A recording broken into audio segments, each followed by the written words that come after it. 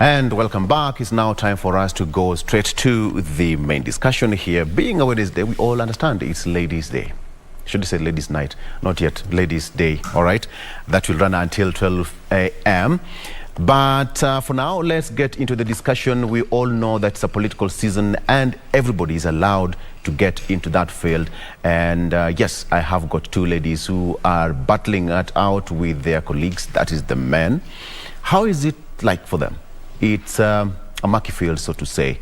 And one of us has decided to drop the mic and say, you know what, I'm going into that field of politics. I'm talking about Njambi Koikai, who is running for the Dagoretti South Member of Parliament seat, as well as Mworia, who is running for Isiolo North Member of Parliament. Ladies, welcome to the program. Thank you. Let me start with you, Lucy, now that you're coming from the far north. Karibu to Nairobi. That's what you say, tunaenda Nairobi. Ama mnaenda Kenya? Tumekuja Kenya. All right? Yes. How is it in those sides of Isiolo, politically speaking? Politically speaking, first of all, I'll introduce myself. Right. I am Mworia, contesting for Isiolo North constituency. We are like 15 people contesting. Yes. And I think we are 3 women this time for the first time. And I'm also a member of Azimio. I'm the Deputy National Treasurer. Okay. Also the coordination, the coordinator of my party, that is a BAS, the Evolution Empowerment Party. Okay. And all those are strengths for a woman to hold any position in those. Being in the national Azimio team is also not easy. So you got to struggle. You got to struggle? Yes. All right. I'll come back to you briefly. Coming to you, Njambi, why are you leaving us? Oh, yeah. Why are you dropping the mic? You make it sound so sad. I'm not dropping the mic. I think I'll be amplifying it in... no, you did just twist it. No. I'm not twisting it. Right. I think I'll be on a platform where I'll be amplifying more issues and representing my community in regards to different and various issues that we've been facing. Yes. How is it so far? Dagoretti South, it's a tough region, part of Nairobi. It is. But I'm also tough as nails, as you know. Come on. Yeah. And how far are the campaigns, how to speak? I mean, we're getting into the last stretch of it all, and it's not been easy, like she said. Yes. I'd like to reiterate that Kenyan politics has still, it still has a long way to go in terms of how women are treated when it comes to vying for political positions and political leadership. Because first of all, we need to also address the issue of cultures, taboos, and myths, and all those things that are accompanied by how opinions are shaped when women decide that they're vying or they're contesting for political leadership. In my case, for example, I've experienced a lot of misogyny, and I've also been judged on my status as a woman in regards to, are you married? You're also pretty young. And like I had this experience. I was on the ground one time, and I was sharing my manifesto and agenda, and this man came and said to me, unajua ni mdogo sana. Unajua wewe ni mdogo sana, hata sijui kama unaweza ongoza watu. Being dog is relative. I know, right? Once you've clocked past 18, that's it. Yeah. And youth in Kenya, the appropriate age of youth in Kenya is in 18 to 35, right? Yes. So if I believe if you're an ID holder, if you're young, and if you have a vision, you can still lead. It doesn't matter whether you're young. And I don't think leadership should be based on age or gender. Stigmatization still plays a key role. It is, and it shapes opinions. And once that is done, trust me, that's how people are fixated on who they're going to vote. And besides, it doesn't really matter if you have a great manifesto or agenda for the people, as long as they're fixated on what they have. That's it. They have been, brainwashed. They have been brainwashed with. That just creates another situation altogether, and it makes it harder for women to actually vie, and women to actually, women to advocate for themselves. So it makes it harder.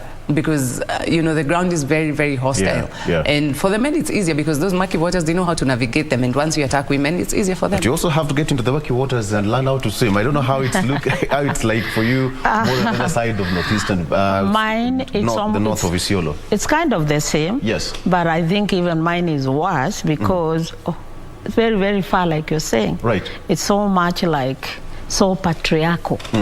And first of all, congratulations, Njambi, Thank you very to have come this far. Thank you. Now we are not aspirants anymore. We are candidates. We are candidates. Yes. And even after getting the nomination papers, we are still getting it hard. So in where I come from, first it starts with it's a negotiated democracy, yes, where actually in those the wazee sit down and discuss and say to Mepitisha we have endorsed, and in those vicaos there's no woman. There's no woman. Isn't it so There's unfair no woman. that it's already premeditated? It's already premeditated. Yeah. And especially for single women. Yes. They don't even want to understand, why are you single? You could be single by choice, but there are those women who are widowed, but then for them they are not supposed to be existing. Like you said, who is your husband? Yes. Who is why did you divorce? You should be with him. He should be introducing you. Introducing me? You know, that's my that's my dream, not somebody else's dream. Also, there is electoral gender violence, especially on the social media. On the women is so harsh. They have very intimidating language. It's so intimidating. They cannot stop. Like in my case, I'm already experiencing. They keep on saying she has stepped down for the man, for the men, from the community. She's the one who is supposed to be stepping down. But nonetheless, you just have to fight on. I am still fighting. That's why I'm here right now. It's part of the fight. How many are you? We are 15. Wait a minute. So you're going to have 15 candidates, yes. The same ballot paper? Yes. Actually, there were 17, but after the nominations, now we are 15.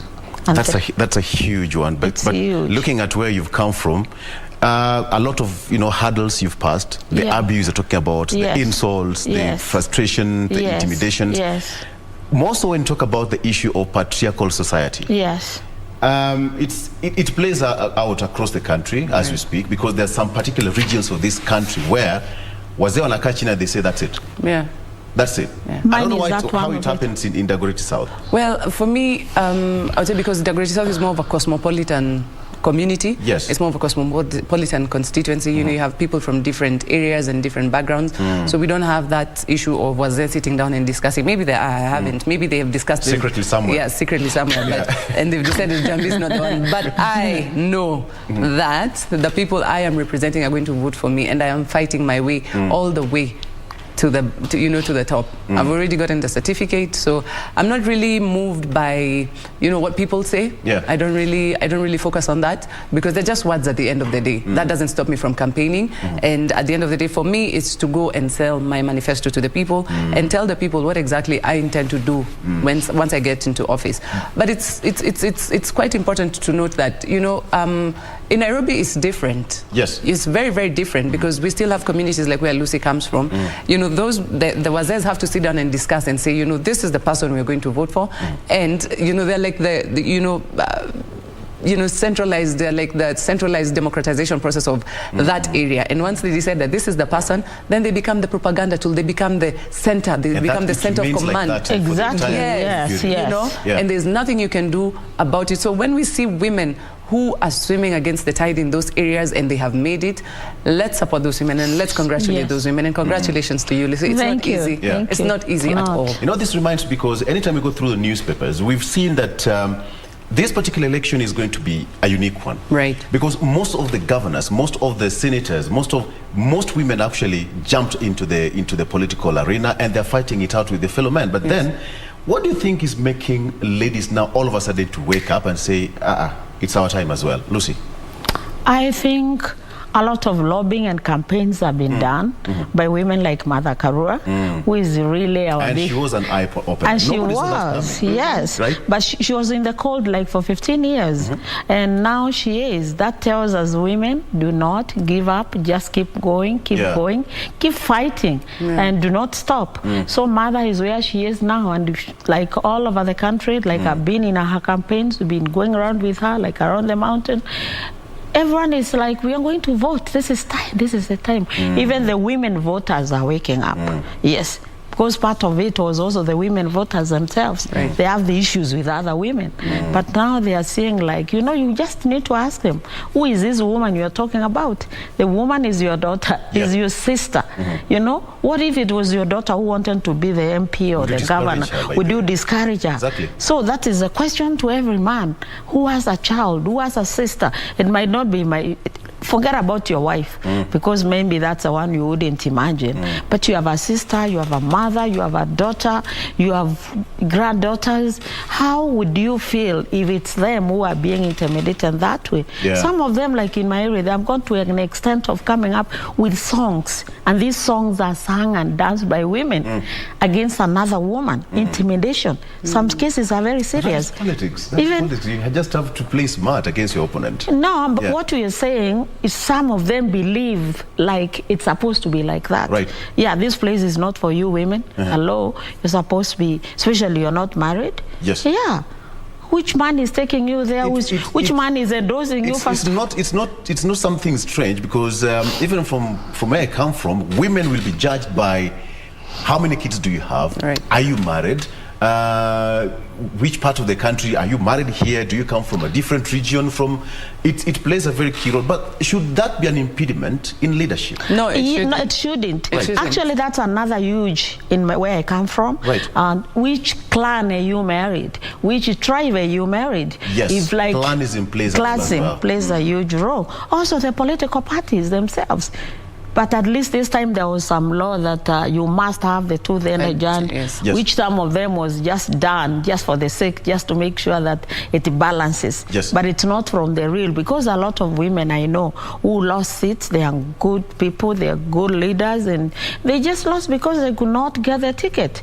So, like I said, like the way I am in Azimio on the top at the council, it's not every party that can do that. Not everybody. Yeah, great thanks to my party, Governor Kereito, because this party, the bus party, giving me the opportunity, you know, and many lost, many didn't. Yes. Njambi, you know, the issue of clanism. Yes.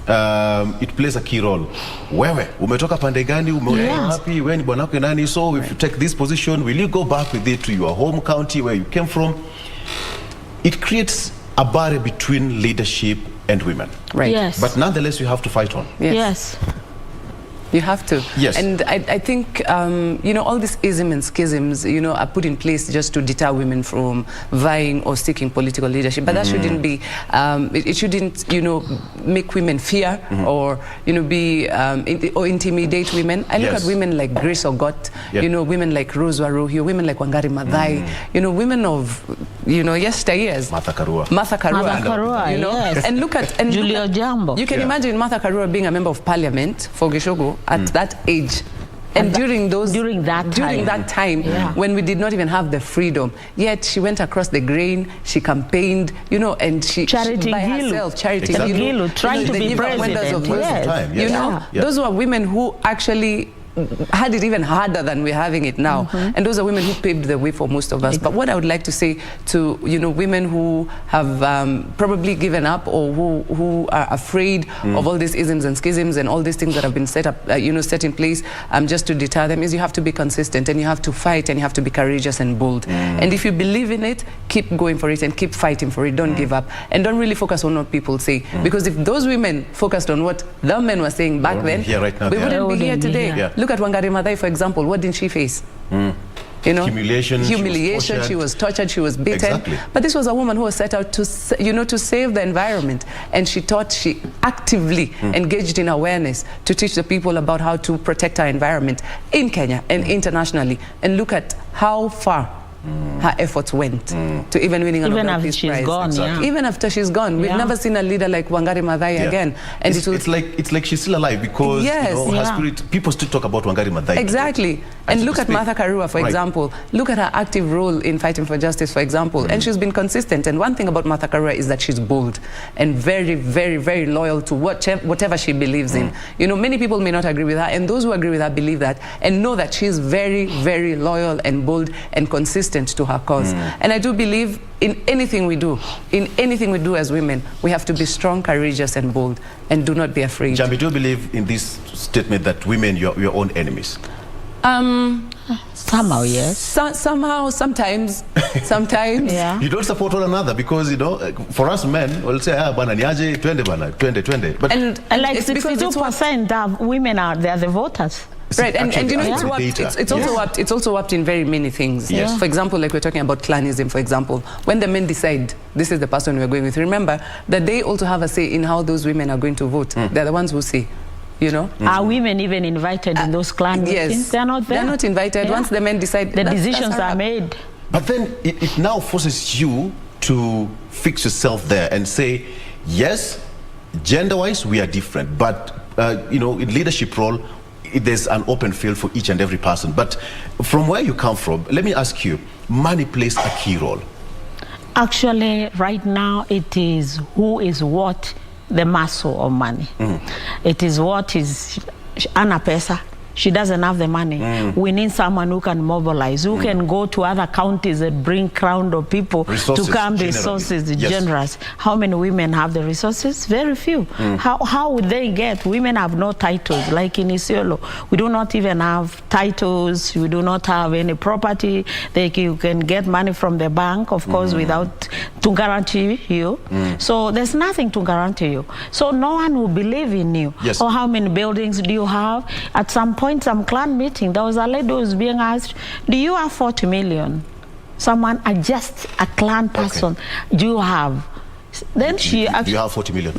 Exactly, that's the question. Do you have 40 million? I may not have the 40 million, yes, but you have because I have the power, I know how I can lead, I know I can take in new Isiolo North to the next level. So what I need from the Isiolo people, I need even the money from you for my logistics.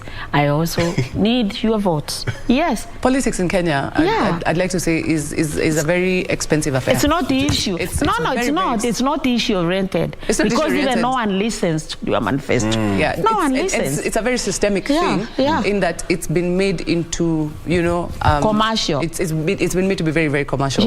And, you know, as voters and as Kenyans, we don't really question the source of this wealth. This money. We never really question where this money is coming from. Because if you have, for example, an incumbent who's vying for the same position as an independent candidate, for example, the incumbent is bound to spend so much money to retain their seat. But are we really questioning how this money and where this money is coming from? For example, do we look at audited accounts of the CDF? Do we look at how, you know, how this money has been spent in the constituency? Do we look at the source of their wealth in order for them to be coming and splashing money in the communities? We don't. But what we are faced by is the 200, 500, you know, the merchandise and all of that. And how serious are our systems, like EACC? Do we see them really being serious? And that it's now 8:01. Njambi, please take us on a break. Good morning, Kenya, and we'll break back. Please, haujasahau kazi yako. Well, this is Good Morning Kenya. We take a break. We'll be right back with Victor and Lucy from Isiolo. Don't touch the dial, right here on KBC TV, Channel 1. All right.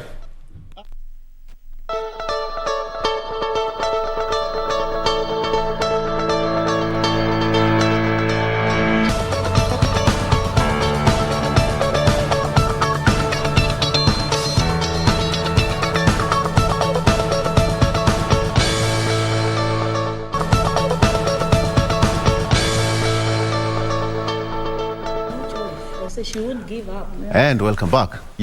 Si tunapika tu stories zetu hapa. Karibu sana. This is Good Morning Kenya. The viewpoint today, I have got two ladies who are saying that they are going to fight it out nonetheless. It's a market field, quote unquote, meant for men. But is it? I don't think so. It's an open field for everyone. Njambi, Koikai and Lucy Mworia from Isiolo North and Dagoretti South as well. So, Njambi, to start with, the issue of resources in campaigns. Yes. Almost all my friends in the politics are saying that it's one hard thing to campaign and another to get the resources. How true is that? It is. It is very, very hard to campaign without resources. And you can imagine, Victor, having to call your friends for a fundraiser and they're like, aye, for politics. Aye, Maze. There's one who received 6,000 shillings. Yeah. contribution. Yes, and it's so hard, and I think we've also gotten to a point where people have given up on the political process of this country because of the kind of leadership or dealership. I like to call it dealership because we haven't really experienced good leadership because of the kind of dealership we have experienced in this country. So you tend to find that the people around us, our folks, our friends, the people who generally call around to come through for us are very tired of the same process, and so they slump you in the same group and say, you know what, you're actually going to be the same as those people. Exactly. Yet they don't want to give you a chance and say, okay, maybe let me try and see if Njambi is going to, you know, be different, and let me just take a risk and, you know, fund her campaign, or let me actually just listen to her manifesto and her agendas, and I seriously think and try to analyze if her vision is really what, you know, is going to help the people of Dagoretti South community. And so just because of the previous leadership and previous experiences, you find it hard for young, new people or even elderly people who want to get into politics, find it hard to mobilize resources. It's a very expensive affair. But I keep telling people that if you believe in someone, just invest your time. You don't even have to invest resources if you don't have. Invest your time, invest your words, invest in encouragement. Go out there, go with them to the ground, you know, mobilize people, and just so that you can be part of that change. Because I believe we have a chance to make the change. And if we don't, this is a very decisive election in this country. If we don't, we may never have another chance to make change. Wow. Lucy, yes. What's your take? About the resources, yes, it's difficulty, but with their friends who support, and like she's saying, there are those who say, how will it be different? We have supported others before who are talking like you, and how can you make it? And these men are having a lot of money. What I want to tell the people, especially the people of Isiolo, money is not everything, it's something. But when it comes to leadership, listen to people who have the issues, who have the networks, who have the connections, who have you at heart, and who have been working with you, like I've worked with you the journey for the last 10 years. I've never left you behind. Anything which is there where you need people to protect, to defend, I have been there. Let me start with you. Yes. Why do you want to be the member of Isiolo North? This has been a long journey. I've started with Isiolo North. My challenge with Isiolo is education. Education. And insecurity. And those two dockets, they fall under the Member of Parliament. So we have been having insecurity all along. I've championed for peace, and that's what I've been doing for the last almost 15 years, championing for that. That's a long journey. Yes, a long journey. Right. Peaceful coexistence.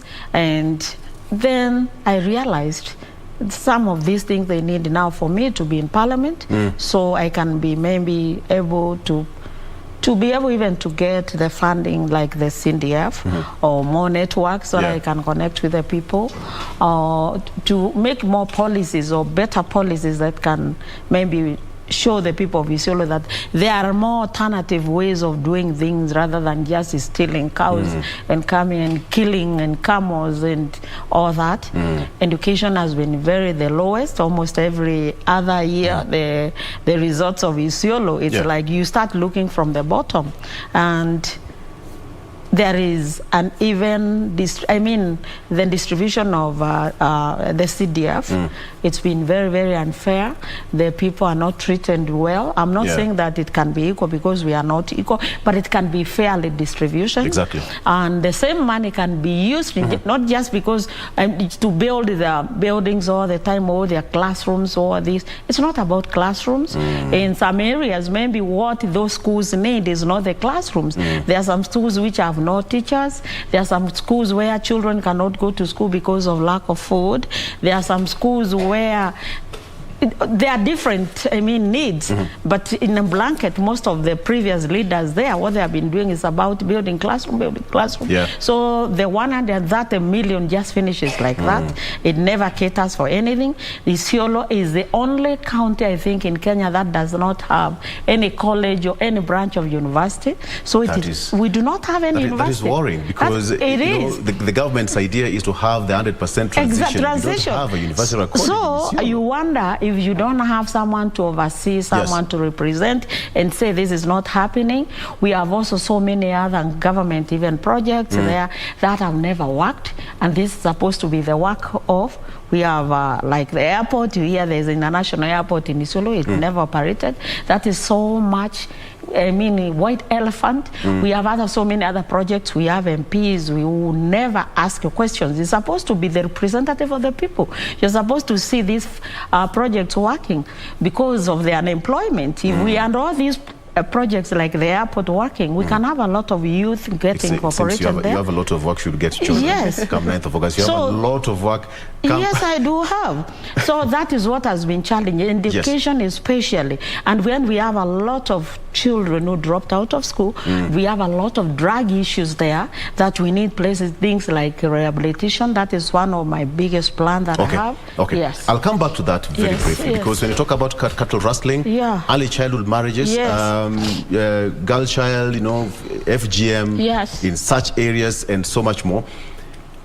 Njambi, when you hear such stories and you look at Dagoretti South and say, am I the same?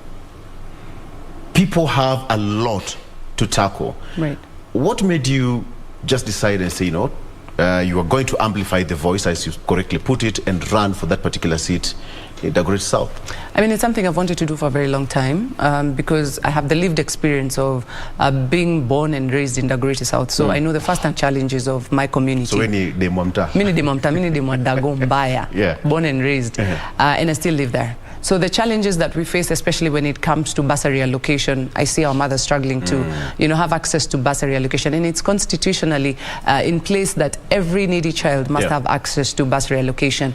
But we see that when it comes to the allocation of these bursaries, there's nepotism, and you have to know people to get these bursaries. You have to know someone, and that shouldn't be the case. Every child has a right to get, you know, quality access to an education. And I, once voted to office, I will make sure that every needy child will be able to go to school. I am a believer in education. I am a believer in the fact that children from the hood, children from the ghetto need to access education. I'm also a believer in creation of employment through sports and art. Where I come from, our biggest culture is football and music. I have a background in the arts. I have a background in reggae and different spheres of the arts, and it all started in Dago. Why haven't we been able to harness this, these areas and create studios? And I intend to, build studios in the 5 wards that we have, so that artists can have access, whether it's audio you want to record, whether it's visual, so that we can be able to create employment through sports and arts. And this is a billion-dollar industry. I also intend to make sure that we have capital injection through business financing for our business development and for small-scale businesses, our mamas, our mamambogas in the hood, and our zes who are also elderly, who are also retired, because we still need their skills and wisdom in order for us to continue growing together as a community, so that we can be able to offer training and resource facilitation for them, because the one forgotten sector of our community. And I also believe that as young people, we also have our challenges, and one of the biggest challenges in my community is drug addiction. It's a big issue. It's a very big issue, big issue. And one of the things I intend to do within the first 100 days I get into office is to make sure that our young people, my brothers and sisters who are addicted to drugs, have access to methadone. Because if you look at it, the only place they can access methadone is in Madare or in Gara. If you do your math, imagine this person is addicted to drugs, right? They're already incapacitated to move. They don't have a job. They're not economically empowered. So they need to make sure that they have... They even become a burden to the economy. Right. And so they need fare to move from Dago to Madare. It's expensive. So if you do your math, those are like 3 matatus. That's about 200, 300 shillings a day. You know, they haven't eaten, they don't have psychosocial support. And I intend to make sure that within the first 100 days, we make sure that methadone gets to Dago. So at least we can be able to save our brothers and sisters. It's a big problem that's affecting us, and we all know how terrible it's been. And when I was growing up, we never had such issues, but we know how the drugs, how the drugs have infiltrated our community. And another thing also, I would also like to make sure that we have access to clean water and sanitation, because the biggest problem in Dagoretti South, especially for Riruta and Ngando wards, is water. And I have I identified different partners we can be able to work with in order for us to be able to provide water for our people. And most importantly for me, once voted into office, is to make sure that I formulate and legislate policies that will be able to help our people and the healthcare system as well. I'm someone who's gone through serious healthcare problems. I know the disparities and the gaps in our healthcare system, so that we can be able at least to make sure our people have access to quality healthcare. And one other thing is one forgotten ward in my community is Ngando ward. And I really intend to make sure that Ngando gets a school, gets a hospital, and also access roads, so that we are able to be interconnected. You don't have a clinic? We don't have a health center in Ngando ward. We don't have roads, no access to water. It's one of the most forgotten wards. You have a lot of work to do within 5 years if you get elected. Yes. But Lucy, when I get elected, Victor. When you get elected. When I get elected. All right. Yes. Lucy, what would be your style of leadership? My style of leadership is participatory leadership, where I want my people to be participating in whatever we are doing. Yes. Not just coming up and putting some buildings for them. I want them to come. I'll be sitting in every ward. We sit with the people of that ward, and we identify the issues in their area, and it is them. I want to hear the answers from them. What's your priority? Then give me the priority of the 1, 2, 3 things that you want us to do. It's easier said. It is It's easy. easier said than done. By the way, it is easy. Because it is easy. Why do we have the CDF office?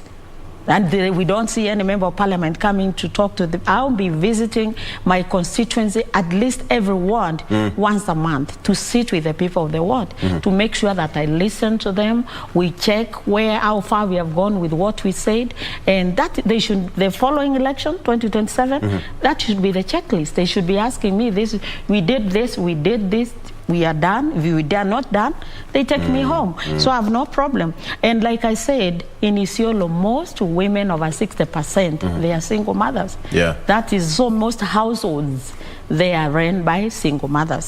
So I will be having programs and civic education with them.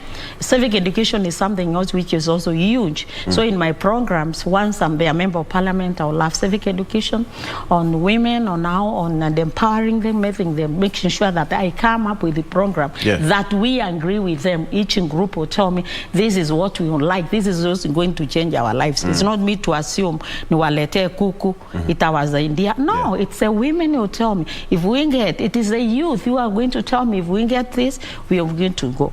The question of, the drug addiction, seriously, there is a preventive care, and the after. So many of them, they are already drowning in it. So we'll have programs. We'll have the programs. And the first 100 days, I will be talking about bringing a rehab center, at least to rehabilitate those. And I'm going to start. There are other also rehabilitation centers like the Mutudo in Nakuru. I will try first to get them there, and then we continue with civic education so that they can understand, including the parents, how to identify when your kids are drowning in this, when you have this, what symptoms, what will you be looking at? So I will have those programs to teach, also to educate the parents on what to identify first. Now, the question of youth, we have so many of them who are not employed. Why? Is because most of them do not even have skills. We do not have a college. And that is why they are not employable. They cannot employ themselves. So I'm going to have program that is also in my #1 priority. We have them taken to technical schools, and because the money is there, once I'm a member of parliament, the money of CDF is there. Instead of saying CDF is just for paying for high school, no, you take them to technical schools, they become plumbers, they become all these technical jobs that they can do. And once they come back, you are an electrician, you are a plumber, you are all these technical jobs. Will you come as your member of parliament? I'll give you the tools to go and start your business. I want to talk about the issue of 2000 rule, Njambi, because as a media personality, this is something you've been talking about years, and we've covered this. It's still an issue that is still pending in parliament. Anytime they go to parliament to pass it, it doesn't see the light of the day. What would be your program if you get elected and now you've been sworn in and there you have it? two-thirds gender rule still pending in Parliament? It's important for us to be inclusive, and it's important for us to think inclusion when we talk about politics, because at the end of the day, if we are not meeting the two-thirds gender rule, are we really representing our society? Are we really representing the majority and marginalized as well? So it's important for us to also think inclusively, mobilize, and work with the right-minded people in order for us to actualize this vision of the two-thirds gender rule. And I believe inclusion is key. Inclusion is key. Right. Because at the end of the day, I want to get your point on that. Also now, having like Mother Karua now as a deputy president, she understands she is actually a founder of what we are talking about. Yeah. And we have Mother Kome as a chief justice. And now we have people like Njambi and myself there. In fact, the entire judiciary is comprised by women. Yes. So things should change. It is just to follow the law. If it's not done the way it's supposed to be done, you know, like I remember the other day, Baba said the first 100 days is to make sure that corruption comes to standstill.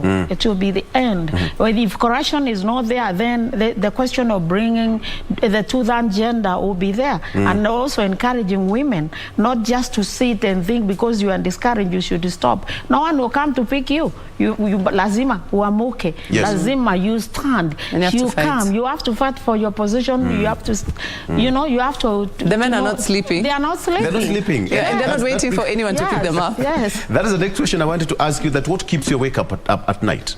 Because men are not sleeping, but what keeps you awake at night and say that 9th is here, but you can't get that sleep?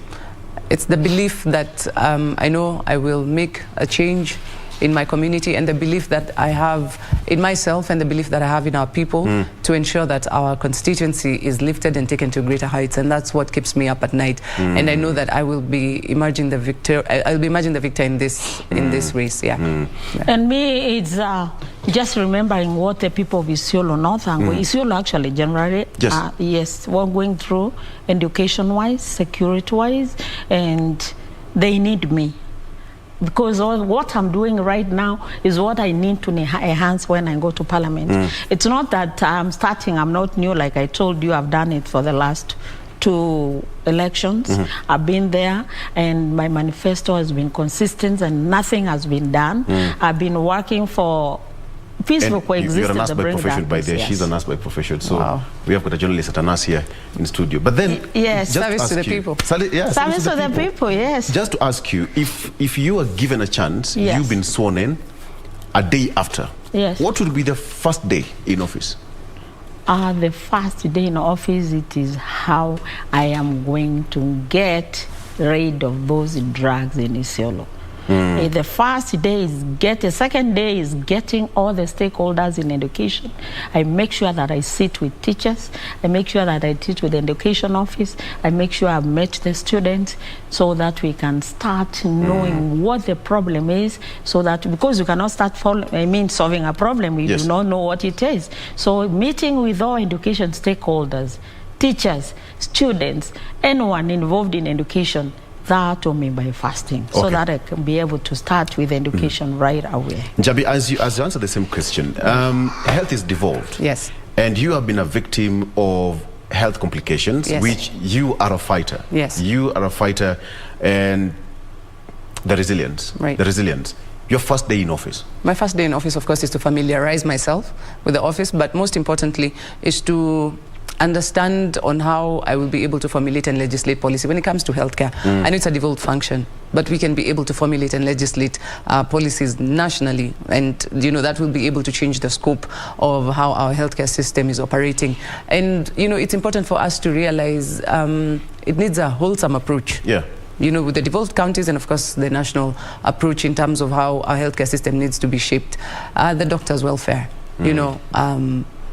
patient to doctor relationship, and then of course medical insurance policies in this country. We also have the universal healthcare cover. Is it really working?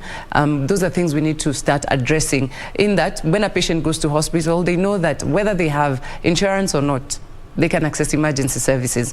You can probably answer that because you are a direct victim of such services. Exactly. And you do understand that in this country today, if you go to hospital and it's an emergency, you do realize that you will not be able to access any healthcare services. Yet it's in the Constitution that you have a right to any medical care at the emergency level. But when you go to a hospital today, you have to pay. And we've lost so many lives at the casualties. Yeah, so sad. You're talking about. And how are we empowering the infrastructure in our local hospitals, even before you get to the level 5s and to the general hospitals? How are we empowering our clinics in our constituencies? You come to my constituency today, we don't have doctors, we don't have nurses, we don't have medication. You go to a hospital, they tell you to even go and buy syringes out there. No. Should that be the case? No, I don't. Is that happening in Dagoretti South? That is happening in Dagoretti South. That is happening in my constituency. And health is devolved. And health is devolved. Health is devolved. So what policies, you know, that's why I'm saying that we need people who understand and people who've been through the system and understand what understand what policies they can formulate and legislate in order for our healthcare system to change. And it needs people who've been through it and people who are going to fight. This is not going to be a sloganeering thing. No, that we're going to change. No. It needs to be an agenda. It needs to be itemized. It needs to be prioritized so that we can be able to see that change in our healthcare system. Remember, a healthy nation is a productive nation. Absolutely. If we're all, you know, if you go on Facebook today, if you go on social media today, how many pay bills are you seeing running? Okay. I'm giving you only 10 seconds, like a link. Yes. Camera 5. Okay. To the people of Dagoretti South. We are running out of time.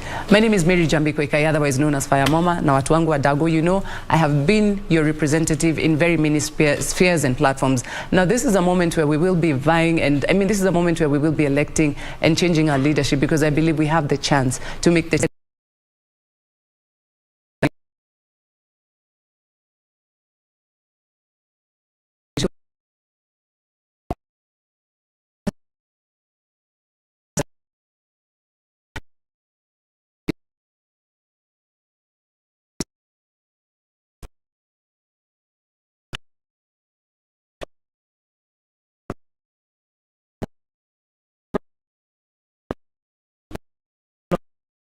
Here I am, your incoming member of parliament. I've walked with you the journey.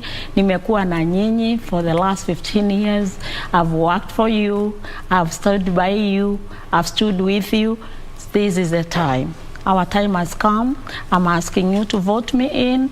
We continue making the difference in Isiolo so we can change our security, so we can have the peaceful coexistence between us and the police and all the agents, so that we can improve our education, so that our children can get the skills that they need, so that the bursaries can be equally distributed, so that our women can be empowered, so that I can oversee all the government projects that are not working.